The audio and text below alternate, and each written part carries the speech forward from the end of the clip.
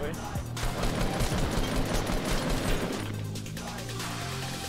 Oh shoot!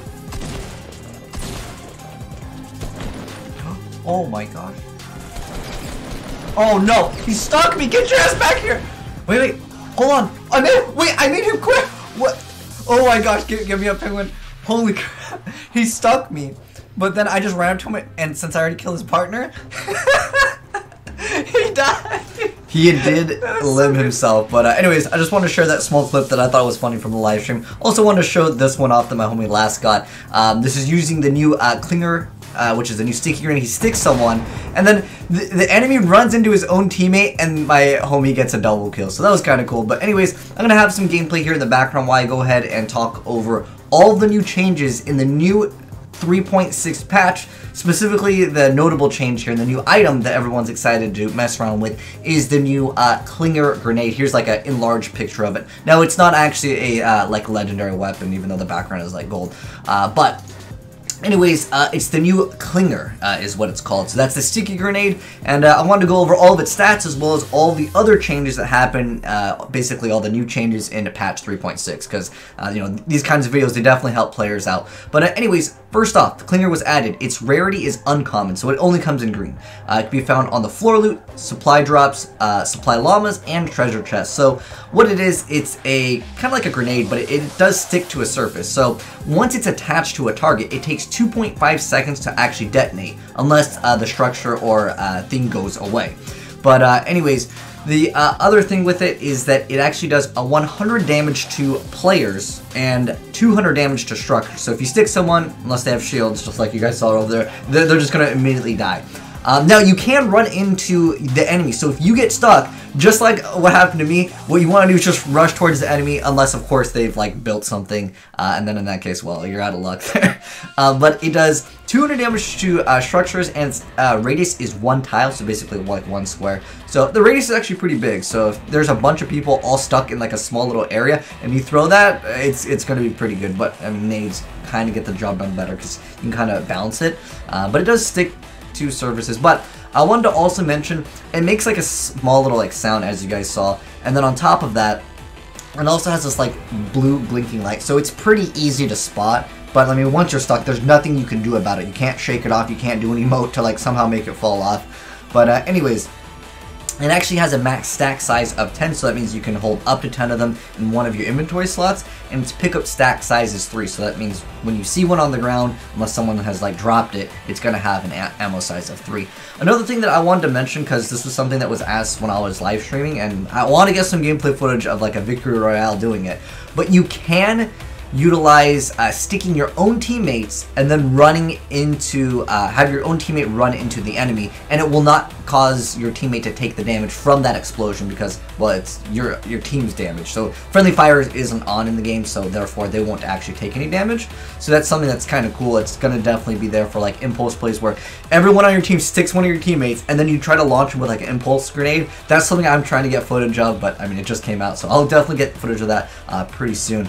But anyways, another thing that is kind of important to mention, that it can't actually explode in the air. So no matter how high you throw it, it has to stick to a surface before it explodes, unless the surface is actually destroyed. So if you stick like a wall and the wall is destroyed, or something under it's destroyed and everything is blowing up, then it's going to blow up a little bit faster. Now, it does have a time of 2.5 seconds. So like if you're trying to like throw it at someone kind of like a grenade, unless you stick them, they're 100% going to be able to run away from it, like no doubt. But what I thought was actually an interesting thing to do is when you're playing like squads or duos, if you stick the player that's down, they might actually run into the other player. It's kind of a cheesy thing to do. I think it's kind of funny, but try to do that. It's definitely pretty good.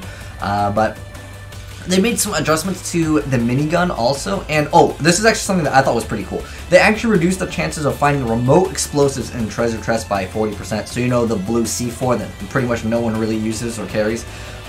Those have been reduced by 40%, so that's good, because I don't really like them that much. I don't know if any of you guys like them, you guys can let me know. I just felt like they were kind of weak. I feel like you should be able to throw them and explode them much earlier, because pretty much no one really uses them. It's just for like, you know, highlights of doing dumb stuff, like for videos. But the minigun actually got a pretty decent amount of buffs, although it's still not good in my personal opinion, but you guys can let me know how you feel about it. For those of you guys that did try it, I was messing around with it last night. I couldn't even get one kill with it, dude. That thing is absolutely terrible. Like, unless you're playing against someone that's really bad or they don't have a gun, the minigun is just not a good weapon at all. But anyways, they did 3 different things to it. So they increased the accuracy of the gun, they decreased the recoil, and increased the damage. Now, the damage is just 1, but if you guys didn't know, like 1 damage can mean a lot in this game because if you get a headshot, you're getting multipliers, so therefore it's pretty strong. But at the end of the day, the thing is still, in my personal opinion, not like viable. Like if you're up close, yeah, I guess it breaks structures down a little bit faster, but it just doesn't do enough. I just think it's not very good. But they also greatly improved hit registration of long-range sniper rifle and crossbow projectiles. I'm not really sure what this exactly means for the game. I don't know if that means it's kind of registered better. I mean, that would be the assumption over here, but I don't know if it has to do with latency also. I'm guessing that has to do with lag compensation, but I honestly couldn't tell you on it because it's not very descriptive. But anyways, they also made improvements to Port-a-Fort. Now this thing is actually pretty important for all of you guys that like to do like really like dumb stuff for like of course good YouTube video content. The Port-a-Fort tires no longer grant falling damage immunity after players bounce off them. So if you guys didn't know, you could drop from the highest point of a building. As long as you landed on the Port-a-Fort's tires, you wouldn't take any damage because basically what this did, it would actually reset your jump. And then the Port-a-Fort trajectory preview now indicates if it will build with stilts and a ramp. So if you guys didn't know, when you would throw the Port-a-Fort, sometimes depending on how the structure was angled or where it would build at the very bottom of it, you get these little stilts, and if you like destroy the stilts, the thing can completely collapse. But yeah, that's just something to keep in mind as well. It's kind of mediocre as far as like people like really losing to it via people destroying the bottom of it, but it did definitely happen. And then also Port-a-Fort trajectory now turns red if it's aimed too high. And then there's a lot of like collision issues that like kind of just bugs in the game, but I mean we can go over them because I think that some of these are kind of relevant. But anyways, it fixed a collision issue with a Port-a-Fort tires that allowed players to hide inside that. I never had that issue, but apparently that's gone now. And then there's an issue where the submachine guns intermittently failed to reload, and there's an issue where the campfire actually healed for 1 more second, so it's a small thing, but there's another issue that was fixed where red hit markers wouldn't show when the rocket launcher dealt damage. So that's actually something that's kind of important because, you know, sometimes you need to know if you dealt the damage because that's going to indicate if you want to push the player or not. So that's something definitely pretty relevant. And then also the red light on remote explosives can no longer be seen through doors. I didn't know about that, but apparently that was a bug. And then also they fixed a issue causing consumables from the loot llamas and supply drops to exceed the maximum stack in a player's inventory. I didn't even know that that was possible, but that's also another thing. Now into other important things. I mean, some of the bug fixes are important, but this is like a pretty important thing too. So short fences will no longer block you from building structures. Thank you. I hated this.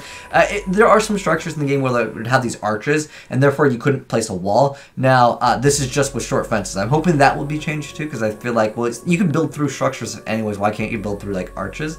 But anyways, there's that change. And then also the duo player playlist can be set to no fill. So if you want to, like, you know, go solo in duos, you can now do that. And then also the first shot accuracy is now reset when you crouch, uncrouch, or switch weapons. I didn't even know that that was actually a thing, but that's something that's probably pretty important for those of you guys that like to be accurate. And then also players now spawn closer to their squad mates on the starting island. I don't know really how that's, I mean, that's sure, whatever. It's kind of just nice in case you want to test something or like, hey, look at me or something like that.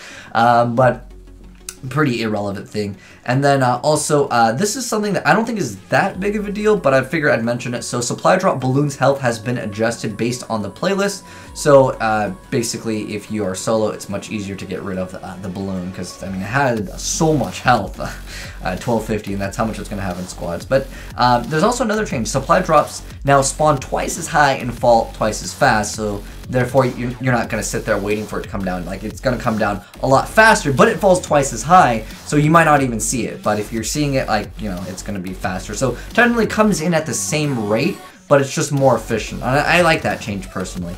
But this does mean if you do shoot it down, that might be different because obviously the balloon changes its movement speed as well. So I don't really feel like it's too big of a deal, but I figured I'd mention it anyways. So they fixed issues with Builder Pro. That's a console thing if anyone was wondering what is that.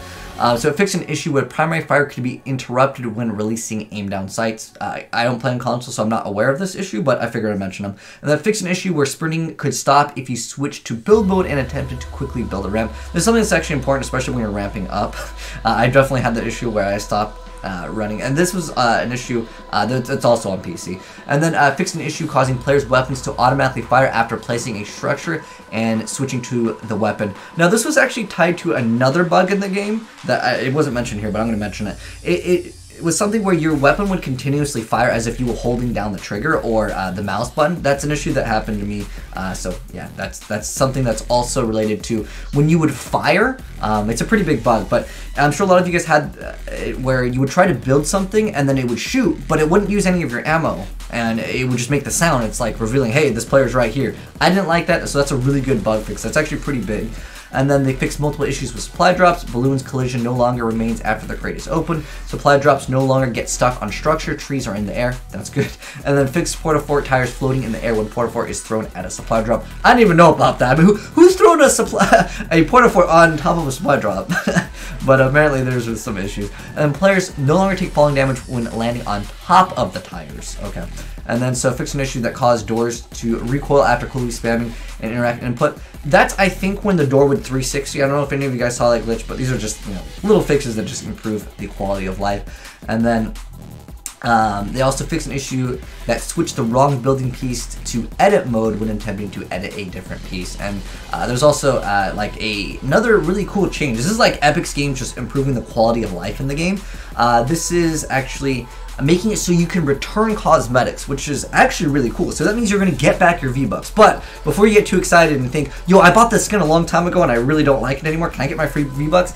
It's only purchases within the last 30 days, which I wish it was just all time, but, you know, that's still pretty good for anyone that, you know, bought a skin and you're like, dude, I'm over this skin, or, you know, next week a better skin comes out. Now, there is 3 returns. You can return up to 3 cosmetic purchases, but not everything can be returned, so that you can return emotes, gliders, harvesting tools, back bling, and outfits. But you cannot return the battle pass tiers, starter pack, founders pack upgrades, loot llamas, which is for, like, I guess the PvE, and then the event weekly items for PvE. And they also fixed some bugs with the whole shadow play issue. This is just like the replay system in the game, so that's kind of nice.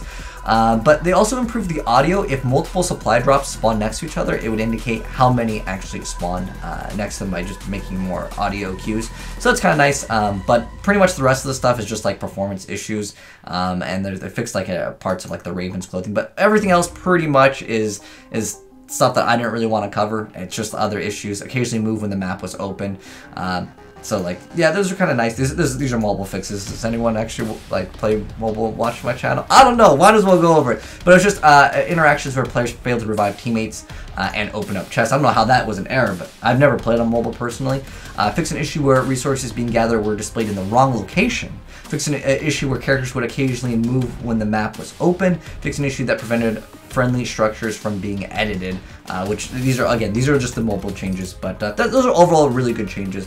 But anyways, you guys let me know how you feel about this latest patch. As far as the new like grenade goes, obviously you guys saw the gameplay of the new Clinger grenade. I think it's an okay thing. It's more just for fun. I feel like a lot of these weapons that came out recently have more so just been for fun versus actually something that you're gonna actually be like, oh, I need to get that. Like, you know, you pretty much gotta have like a shotgun, you gotta have an AR, and if you can get a sniper, that's what usually people carry, then like maybe some minis.